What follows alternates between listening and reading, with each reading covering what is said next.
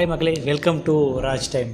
இன்றைக்கி நாம் பார்க்க போகிற இந்த வீடியோ 1000 ஆண்டு பழமையான மாமன்னன் ராஜராஜன் காலத்து கோவிலை தான் இன்றைக்கி நாம் பார்க்க போகிறோம்.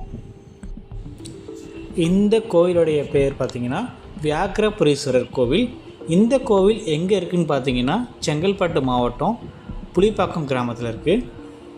இங்கே உள்ள அம்மன் பார்த்திங்கன்னா ஸ்ரீ மங்களம் காத்த நாராயணி அம்மாள். இந்த கோவில் எந்த ஆண்டு எப்போ கட்டப்பட்டதுங்கிறது சரியான டீட்டெயில் நம்மக்கிட்ட இல்லை. ஆனால் இங்கே இருக்க கல்வெட்டுக்களை பார்க்கும்போது இந்த கல்வெட்டு பார்த்திங்கன்னா சுமார் 1000 வருடத்துக்கு முன்னாடி உள்ள கல்வெட்டு. இது ராஜராஜ சோழனுடைய பீரியடில் கட்டப்பட்டிருக்கலாம். அந்த கல்வெட்டு இப்போது நான் அந்த வீடியோவில் நான் இணைச்சிருக்கேன். அந்த கல்வெட்டுகள்லாம் அந்த கோவிலை சுற்றி நிறைய இருக்குது. இப்போ நீங்கள் பார்த்துட்டு இருக்க இந்த கல்வெட்டு பார்த்திங்கன்னா கோவிலுக்கு சுற்றி இருக்கக்கூடிய கல்வெட்டுகள். இது மட்டும் இல்லாமல் இந்த கோவிலை சுற்றி நிறைய இடத்துல கல்வெட்டு நான் பார்க்க முடிஞ்சுது. இப்போ நீங்கள் இந்த மரம் இருக்கு இல்லையா, அந்த அரச மரத்துக்கு கீழே கூட 2 கல் இருக்கும். அந்த 2 கல்லில் கூட பார்த்திங்கன்னா கல்வெட்டுகள் இருக்கும்.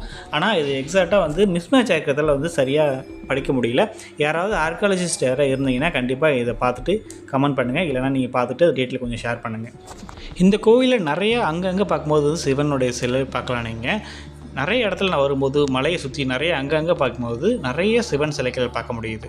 இந்த கோவிலில் நிறைய தனித்தனியாக சன்னதிகள் இருக்குது. விநாயகருக்கு, சுப்பிரமணியருக்கு, காலபைரவருக்கு, அம்மனுக்கு, நவகிரகங்களுக்கு தனித்தனியாக சன்னதிகள்லாம் இருக்குது. இந்த கோவிலுடைய அமைப்பு கிழக்கு நோக்கி இருக்குது. ஆனால் ராஜகோபுரங்கள் கிடையாது. இப்போ நீங்கள் ஸ்க்ரீனில் பக்கத்தில் பார்த்திங்கன்னா குபேரலிங்கம். அது மாதிரி மலைக்கு ஏறும்போது சரி அங்கங்கே லிங்கங்கள் இருக்குது பார்க்கலாம். அது மட்டும் இல்லாமல் கோவிலுக்கு மேலேயும் பார்த்திங்கன்னா அங்கங்கே லிங்கங்கள் நிறையா இருக்குது. சில லிங்கங்கள் பார்த்திங்கன்னா சிதறடைஞ்சும் இருக்குது. ஸோ இதெல்லாம் வச்சு பார்க்கும்போது கண்டிப்பாக இது ஒரு பெரிய கோவிலாக இருந்திருக்கணும் அந்த காலத்தில். இப்போ நீங்கள் ஸ்க்ரீனில் பார்க்குற இடம் தான் பார்த்திங்கன்னா கார்த்திகை தீபத்துக்கு பார்த்திங்கன்னா இந்த மலை மேலே தீபம் ஏற்றக்கூடிய இடம்.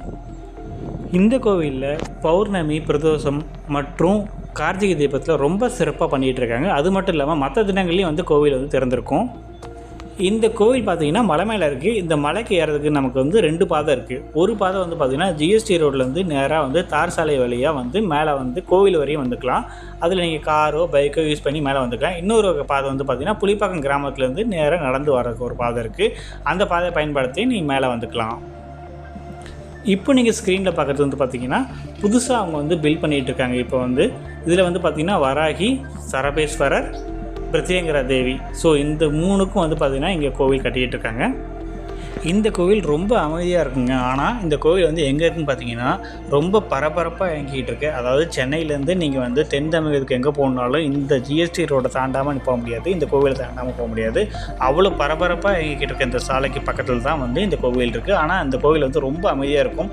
இன்னொன்று பார்த்திங்கன்னா இந்த கோவிலை சுற்றி பார்த்திங்கன்னா நிறைய இயற்கையாக இருக்கும். அதாவது ஆப்போசிட்டில் செங்கல்பட்டு, அதாவது குளவா ஏரி இருக்கும். இந்த சைடில் பார்த்திங்கன்னா மலைகள் பின்னாடி இருக்கும். பின்னாடி பார்த்திங்கன்னா இந்த கோவிலுக்கு பேக் சைடில் பார்த்திங்கன்னா ஒரு பெருமாள் கோவில் பார்த்திங்கன்னா மலை மேலே இருக்கும். மலை மேலே போனீங்கன்னா ரொம்ப ரம்மியமான காட்சிகள் பார்க்க ரொம்ப அமைதியாக இருக்கும். கோவிலும் ரொம்ப அமைதியாக இருக்கும். தியானம் பண்ணுறவங்க யாராவது வேணும் அப்படின்னா அந்த கோவிலில் போய்ட்டு கண்டிப்பாக தியானம் பண்ணலாம். அவ்வளோ அமைதியாக இருக்கக்கூடிய கோவில். கோவில் எக்ஸாக்டாக எங்கே இருக்குதுன்னு பார்த்தீங்கன்னா செங்கல்பட்டு மாவட்டம் புலிப்பாக்கம் கிராமத்தில் இருக்குது. நீங்கள் செங்கல்பட்டுலேருந்து டுவர்ட்ஸ் நீங்கள் தாம்பரம் போகிற மாதிரி இருந்துச்சுன்னா டோல்கேட்டுக்கு முன்னாடியே 1 கிலோமீட்டருக்கு முன்னாடி லெஃப்ட் சைடில் மலை மேலே தார் சாலை போகும். தார் சாலையில் மேலே போனீங்கன்னா இந்த கோவிலுக்கு போயிடலாம். நீங்கள் தாம்பாட்டிலேருந்து வரீங்க அப்படின்னா டோல்கேட் இருக்கும், பர்னூர் டோல்கேட்டு. அந்த டோல்கேட்டு அடுத்து பார்த்திங்கன்னா 1 கிலோமீட்டர் ரைட் சைடில் உங்களுக்கு பார்த்திங்கன்னா மலை மேலே இந்த கோவில் போகும். அங்கே தான் உங்களுக்கு இருக்குது. செங்கல்பட்டுலேருந்து உங்களுக்கு டிஸ்டன்ஸ் பார்த்திங்கன்னா 4 கிலோமீட்டர் டிஸ்டன்ஸ். நீங்கள் தாம்பாட்டிலேருந்து வரீங்கன்னா 30 கிலோமீட்டர் டிஸ்டன்ஸ் வரும். இந்த கோவிலுக்கு வரதுக்கு உங்களுக்கு பஸ் ஃபெசிலிட்டிஸ் இருக்குது. தாம்பாட்டிலேருந்து வரீங்க அப்படின்னா டோல்கேட்டில் இறங்கிட்டு நடந்து வரலாம். இல்லை உங்களுக்கு அடுத்தது டோல்கேட்டுக்கு அப்புறம் பார்த்திங்கன்னா Pulipakkam bus stop left side இருக்கும். அங்கே இறங்கிட்டு அங்கேருந்து ஆப்போசிட்டில் நீங்கள் கிராஸ் பண்ணி வந்தீங்கன்னா உங்களுக்கு கோவில் இருக்கும். இல்லை நீங்கள் செங்கல்பட்டுலேருந்து வரீங்கன்னா செங்கல்பட்டுலேருந்து புலிப்பாக்கம் பஸ் ஸ்டாப்பில் இறங்கிட்டிங்கன்னா புலிப்பாக்கம் பஸ் ஸ்டாண்ட்லேருந்து இறங்கி நடந்து வந்தீங்கன்னா உங்களுக்கு மலை தெரியும். உங்களுக்கு மலை மேலே ஏறி வந்தீங்கன்னா உங்களுக்கு கோவில் வந்துடும். இல்லை நீங்கள் ட்ரெயினில் வரணும், அதாவது நீங்கள் தாம்பரத்தில் இருந்தோ இல்லை மேல்மருத்தூர் அந்த சைட்லேருந்து நீங்கள் வந்தீங்கன்னா கூட பர்னூர் ஸ்டேஷனில் இறங்கிட்டிங்கன்னா பர்னூர் ஸ்டேஷன்லேருந்து ஆப்போசிட்டில் கிராஸ் பண்ணி வந்துட்டிங்கன்னா இந்த சைடில் பார்த்திங்கன்னா உங்களுக்கு கோவில் வந்துக்கலாம். ஓகே மக்களே, இந்த வீடியோ உங்களுக்கு பிடிச்சிருக்குன்னு நினைக்கிறேன். மற்றும் ஒரு நல்ல வீடியோவில் சந்திக்கிறேன். அதுவரை உங்களோட விடைபெறுவது உங்கள் ராஜ் டைம்.